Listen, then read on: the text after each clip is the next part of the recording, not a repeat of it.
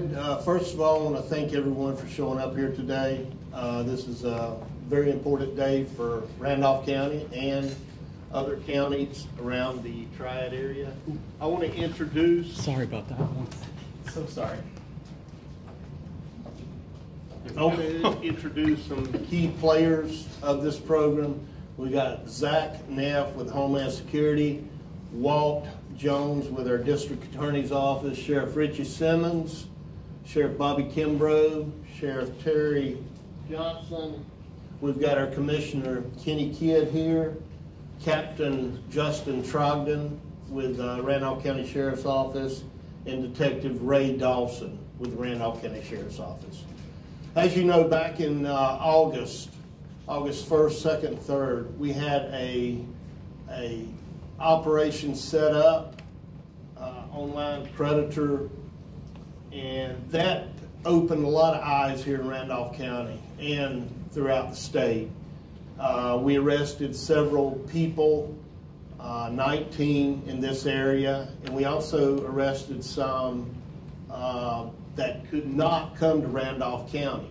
They were coming to Randolph County to have sex with a 12-year-old that was slightly autistic and nonverbal, and which is sick. But it opened our eyes, and we're taking that to another level. These arrests did not account for the predators who made plans to come to Randolph County with those same intentions that could not travel during the dates of the operation. We arrested those. These predators were arrested in their respective jurisdictions as far away as Illinois. The operation proved that child sexual abuse, exploitation, and trafficking are as much more prevalent than most people know or are willing to admit. The success of this operation was a result of the law enforcement shifting to a more proactive posture and pursuing the child predator instead of waiting until a child has been victimized and then reported to law enforcement. Key points learned during the Operation Child Predator. Child predators are impossible to identify by looking at them. They go to your churches, they work in our schools, perform services in our community, and many are in positions of trust and authority. They're willing to go to great lengths and travel great distances in the middle of the day to prey on our children. They hunt our children where they play and socialize, and that's on their phones. Today's generation is the most vulnerable in our history. They're often left alone and unattended in their bedrooms with their mobile devices, leaving them unprotected and unaware in the hunting grounds of these predators. A lot of families, mothers and fathers, think their kids are safe in their own bedroom, but they're far from. The operation was an eye-opening for our community and has been a topic of many conversations and phone calls I have received since that time.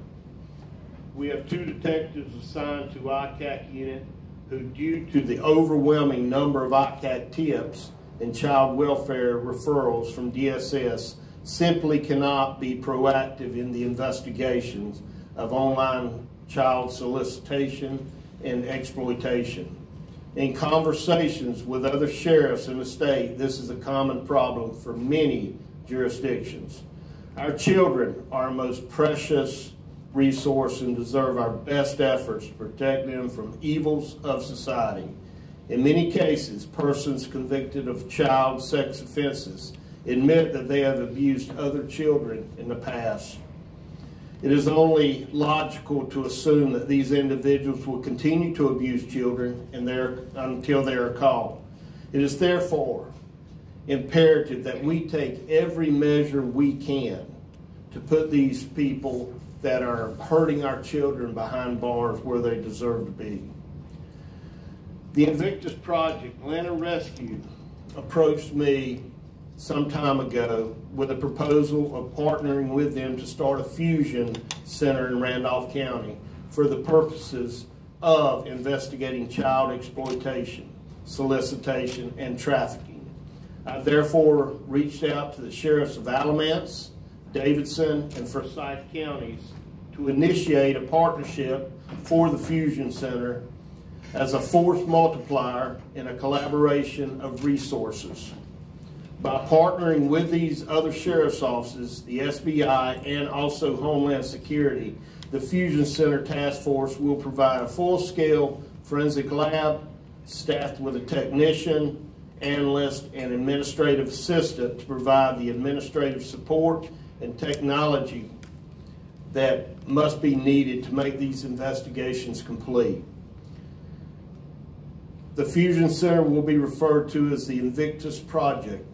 If you notice, the Invictus Project, the first letter of each word, T-I-P, is tips, and that's what we most often rely on in a reactive posture.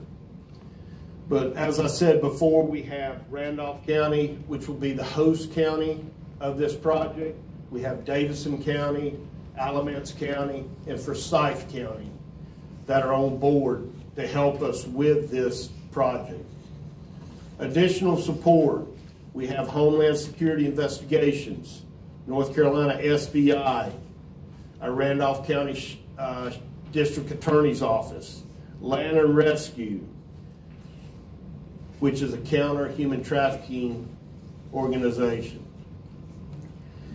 The Invictus Project means unconquerable or undefeated. It is courage in the face of death, holding on to one's dignity despite the indignities life places before us. Proactive efforts needed.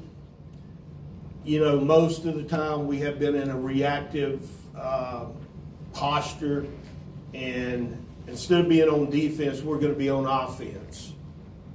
The SBI expects cyber tips to exceed 27,000 this year. The number of ICAC investigations are so high, it's hard for our investigators to do a thorough job. We have only 250 forensic analysts that will do the investigation, the ICAC investigators. And, you know, that's putting over 108 cases per each ICAC investigator. These investigators have other cases that are not specifically ICAC cases. This project places a priority on all these types of cases, which they will put more attention on these cases, which is merited. The Invictus Project will utilize methodical approach to the investigating cyber tips based upon solvability factors. They'll work in concert with investigative partners to strategically use available resources and utilize a victim-centered approach to forensic examination of evidence to uncover human trafficking elements of cases that would otherwise go unreported. And there's a lot of cases that have gone unreported. In addition to fielding cyber tips, the project will focus on daily undercover operations to search for online predators and develop operational plans to interdict searches for child victims. The Invictus Project will be the first of its kind in the state of North Carolina to use this full time. It's a proactive model, partnering with surrounding agencies as a force multiplier and using tactical apprehension methods to interdict child predators. The home of this project will be in a non-disclosed area in Asheboro, which is centrally located in this state. With an interstate and several U.S. highways running through this county, opens the door for forced labor, sexual slavery, or commercial sexual exploitation. North Carolina is ranked number 9 nationally for human trafficking, where sex trafficking is the most common. The cornerstone of the initiative will be the forensic lab, which will handle the anticipated volume of evidence generated from the number of active investigations. The project will leverage the partnerships with Land and Rescue to garner those tools as part of the sustainability design. Another component of the project will be the education and training of officers on topics centered around cyber investigations, human trafficking, child exploitation, undercover chat operations, tactics used force, and general legal updates. As the project is brought to fruition, hopefully in late January or February, it will have a subject matter experts in central locations capable of sharing investigative techniques, lessons learned with the greater law enforcement community. And what I would like to end with is, in order for this program to work and work well, we've got to have all the resources that are behind me.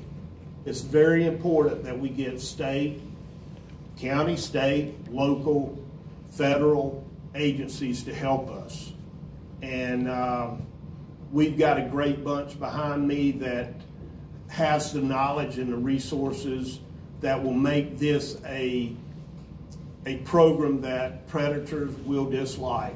We want to send a message to all the predators out there, all the perverts that want to come to Randolph County, Alamance County, or any county in the Triad, that they're not welcome. And if they do attempt to get online to persuade a juvenile to have sex with them, we're going to be there to intercept it. We want to help these kids before it happens, because if it happens, they're a victim. We don't want any more victims. And I'm going to turn it over to Sheriff Terry Johnson right now. I'm going to allow each sheriff to talk a little bit about this program. And if you have any questions after that, we'll be more than happy to answer them. Thank you.